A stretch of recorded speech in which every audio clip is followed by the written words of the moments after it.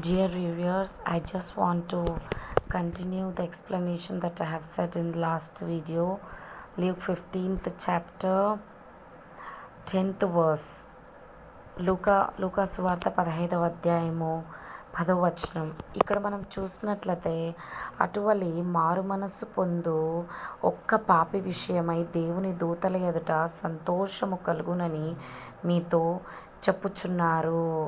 చెప్పుచున్నాను అని యేసుక్రీస్తు చెప్తారనమాట. ఇక్కడ ఏమి అంటే పరలోకమంతా ఈ లోకం వైపు మనుషుల వైపు చూస్తూ ఉందంట.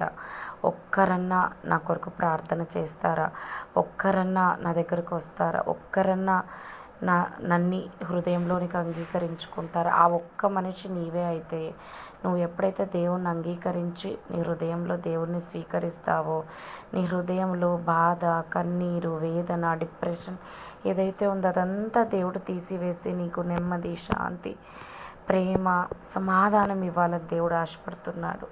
Luke 15th chapter 10th verse. Likewise I say unto you, there is joy in the presence of angels of God over one sinner that repenteth.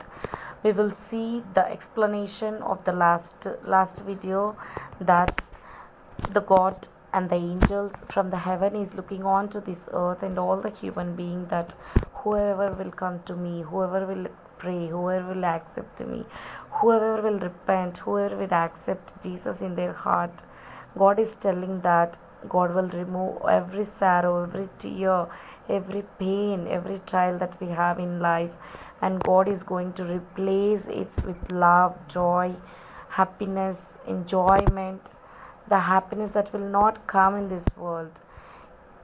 ఈ ఆనందం అనేది ఈ లోక ప్రజలకు అనేది దేవుణ్ణి తెలియని బిడ్డలకు లేదండి. మనము దేవుణ్ణి తెలిసిన వాళ్ళు దేవుడిలో ఎంతో ఆనందిస్తాం. This joy will not come to the worldly people.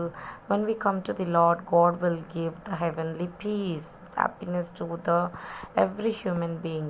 Content నచ్చినట్లయితే లైక్ చేయండి, సబ్స్క్రైబ్ చేయండి. మీరు లైక్ చేయడం వల్ల ఈ కంటెంట్ యూట్యూబ్ ద్వారా ఎంతో మందికి షేర్ చేయబడుతుంది. If you like my content, like and subscribe. If you like this content is been share to many more through YouTube. Thank you.